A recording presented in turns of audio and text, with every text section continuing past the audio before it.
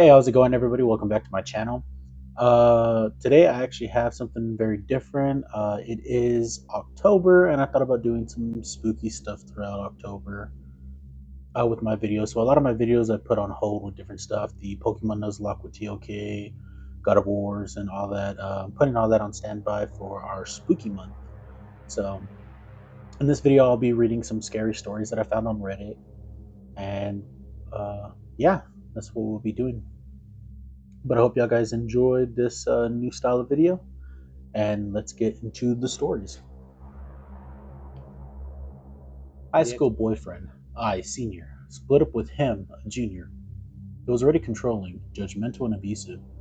I was moving on to college at the local university. He went fucking crazy, lost his goddamn mind. He began by threatening messages, about 200 a day, phone calls, showing up during my classes, showing up at my house, broke into my car and sat in the back seat. My best friend and I had gone to the movies, came out. I was going to drop her off at home, and she noticed a huge mark on the passenger side of the car. I looked in the back seat, and there was laying on the floor trying to hide. But a new car with new plates. He broke into my dorm room. I then left the dorms because I felt unsafe and moved into an apartment not far from the college campus with two female roommates. He found out where I was living and broke in there too while I was in the shower. I told him to get the fuck out, and he came after me with a knife. I had to call the cops and lock myself in the bathroom. He was gone by the time the cops showed up. I was dating a newer guy who was an absolute gentleman, and I warned him about my ex-boyfriend.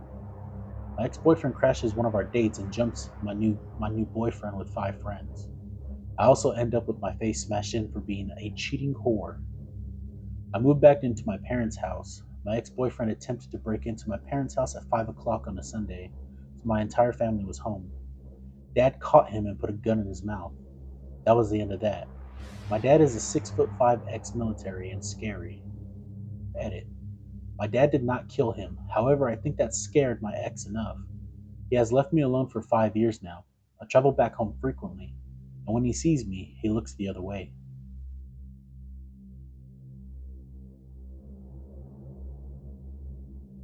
This happened to me during my first year of university in October. I was living in the dorms, and I need to give you a brief rundown of the dorms. You need a key card to gain access to your specific floor.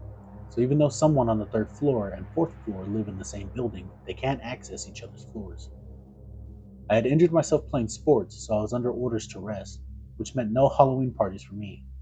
Pretty sad for a horror fiend like myself, but to try and make time a happy one, I busied myself helping to make costumes for people and doing their makeup. Once I was finally finished, I packed up my makeup and decided to watch some movies in my room. A guy popped up and introduced himself. We chatted a bit and exchanged email addresses, and I walked back to my room and said goodnight. The first warning sign was that he walked into my room behind me, despite me saying I was going to walk into my room.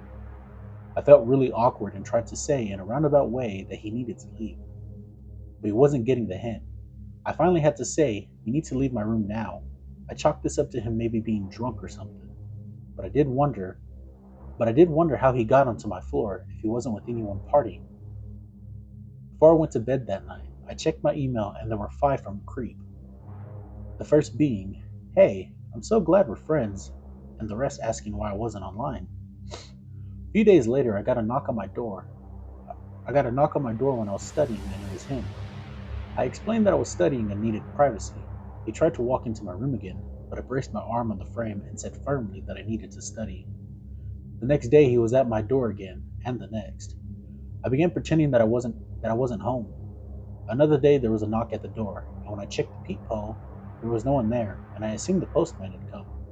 I opened the door, and lo and behold, it was the creepy guy. He has begun hiding from the peephole so I would be more likely to answer the door. I told my roommate never to open the door if he was there, and I told the people living on my floor that this guy was beginning to creep me out. So if he wanted to get on the floor, whatever sob story he gave them, don't let him on. A few days after that, I was on the bus coming home, and I got a text from someone who lived on my floor telling me not to come home because Creep was on the floor and was sitting in front of my door, just waiting. I went to a friend's house and spent the night, and when I got home, I was told he waited for 4 hours before leaving. At this point, I was getting freaked out. A few days after that, he began waiting outside the building, and if I left, he would follow me whenever I went. I was too spineless to tell him to go away, and I tried to be more passive about it. I never spoke. I never gave any indication I was paying attention, but he followed me to class, the cafeteria, and always tried to follow me home and get access to the floor. I went to the resident advisor, an old student that sort of watches over the floor, and told her what happened. She spoke to the RA of this floor and was told that Creep had been telling his own RA that we were best friends and dating. My RA tried to explain that I was uncomfortable, but the other RA believed him, and that was that. Thankfully, one thing did deter him. He would never approach me if I was with a group of people. My floor mates banded together. If I went to dinner, I went with my floor, and if I wanted a drink or seconds, someone had to come with me. Walking to class and even waiting for the bus was done in a group. He got onto my floor once when somebody else was coming home, and he forced his foot in the door to let himself in. I was hidden in another room, and when he left my door to go and sit in the television lounge to wait for me, I went downstairs and ran around the other side of the building and got into my room before he noticed. Then the phone calls began. I never gave him my number, but he somehow obtained my mobile and room phone, and at first it would be 1 to 2 phone calls a day until I told him I wanted him to leave me alone. Then the calls began coming in every hour with him begging and pleading for me to talk to him. Without caller ID, I needed to answer the phone because of school and my part-time job. At this point, it was November and I was a wreck. I was tired of having to plan out doing simple things like going for food or walking to a bus stop. Stress wasn't helping me recover from my injury, and I was losing weight, and I just looked sickly. I went back to the RA and begged her to help me. She went to the head of the dorms and explained everything that had happened. I explained how far this had gone, and my roommate told them that he had followed her a few times, demanding that she tell him where I was. I felt awful. She never told me this because she was afraid of upsetting me further, and I felt like I was an asshole for putting her through this garbage. I don't know what what went on behind closed doors. From what I guess, he was told to leave me alone, and any further contact would result in him being kicked out of the dorms. There was one email where he went insane on me, telling me how awful I was. How could I do this to him? We were so happy together. Surely I was cheating on him with other men. After that, nothing. At first, when I'd see him around campus, I would run to the women's toilets to hide. I'd see him around town or on campus, and he'd always just stare at me. Never tried to approach me, never tried to get my attention, just staring. I used to walk by and try to pretend I didn't notice him staring, and I'd try and act like my heart wasn't pounding. A little backstory. I'm a 20-year-old short petite female working at Subway, and I can't help but be nice to anyone even if they creep me out. I feel bad usually. About a year ago, we had this guy, 35 to 40 years old, who would come in every day for lunch. He was fascinated by my stretched ears and a few piercings I had on my face, and always asked questions. He would sit down after I rang him out and watch me from his table for 2 hours nonstop, just staring at me while I helped the other customers. This goes on for about 2 weeks. Every day he would ask for my number, saying he was plugs and tunnels, saying he has plugs and tunnels he wants to give me, and see me wearing them in my eyes, and I always politely declined. One day, I'm alone in the store because my manager had to run to the bank. We were really slow that day, so I was just in the back room messing around on my phone. I heard the door chime, looked up, and yet no one was there. Then I saw the man walk past the front. Of, then I saw the man walk past the front of the store really quickly, like he was in a hurry. The phone rings. Thanks for calling Subway. How can I help you? This is the girl with the nice ears, right? Yes. Who is this? Are you alone in the back room right now? Are you working by yourself? At this point, I get At this point, I really got creeped out and knew it was him. I hung up and texted my manager the situation so she would hurry back. He called again, this time asking me very weird questions, like what I would do with him in a room with the door locked, if I had a boyfriend, why I was playing hard to get, etc. My manager gets back and I tell her everything. In the middle of the lunch rush, she calls again. This time my manager answers, and to this day she never told me what he said, but the look on her face made my spine shiver. She told him if he called again or showed up here, she would call the police. I thought that was the end of it, but alas, I was wrong. 1 week later, I'm clocking out and getting ready to walk to my car parked in the front, and when I look outside, I see him standing by the car and looking inside of it. I was an idiot and left the back door unlocked. I watched him crawl inside and shut the door. The creep was trying to hide in my fucking back seat and do God knows what to me when I got in. My manager locked the front door of our store and called the police. When they arrived, they had to pretty much drag him out of my car, and he was arrested. On him was a butcher knife, rope, and a rag with chloroform on it. If I hadn't looked up when I did, I would probably be dead right now. When I first moved into a new place in a town, I had left home one evening and accidentally left my garage door open. I texted my husband to tell him so he could go home and close it. He gets there and tells me it's not open. That's strange, but okay. The next day I'm taking my trash out and my neighbor was outside. He introduced himself and told me that the night before he noticed me leaving and I left my garage door open. So he went inside and closed it and let himself out through the front door, only locking the doorknob locked. Then he sent me a Facebook friend request. I'm assuming he looked at the mail on my counter to find my full name. After this, he wrote me poems and taped them to my door, left gifts on the front porch, made crazy Facebook posts about a woman he was in love with who was forbidden. I'm married.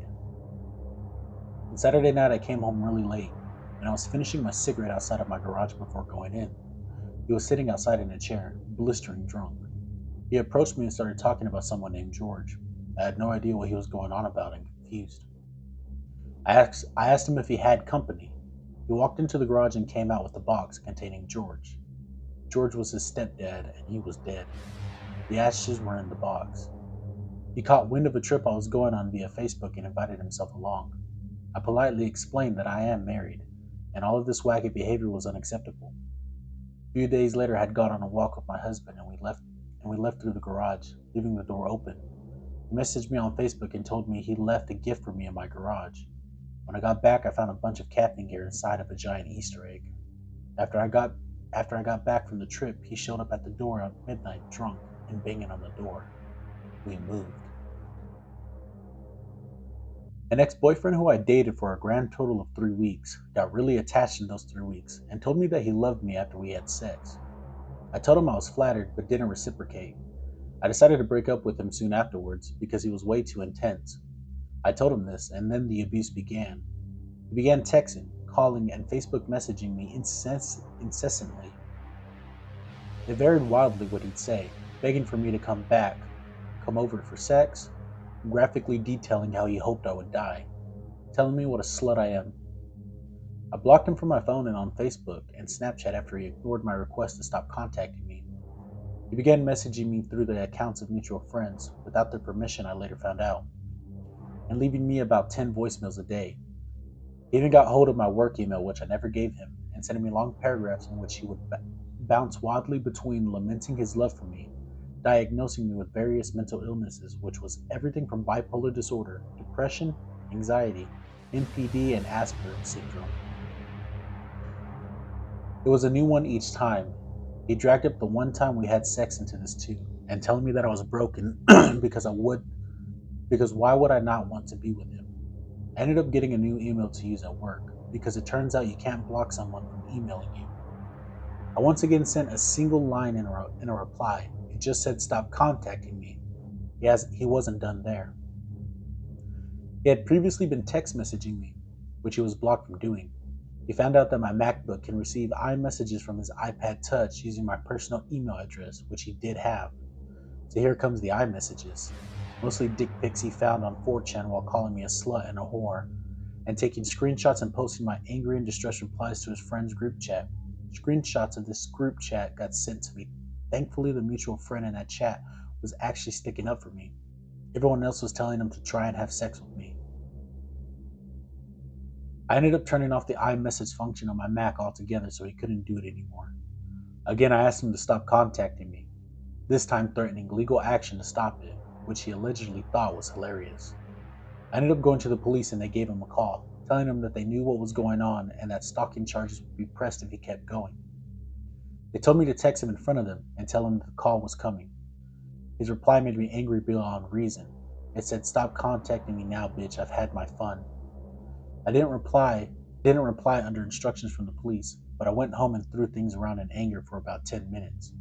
I haven't heard from him since, on the bright side.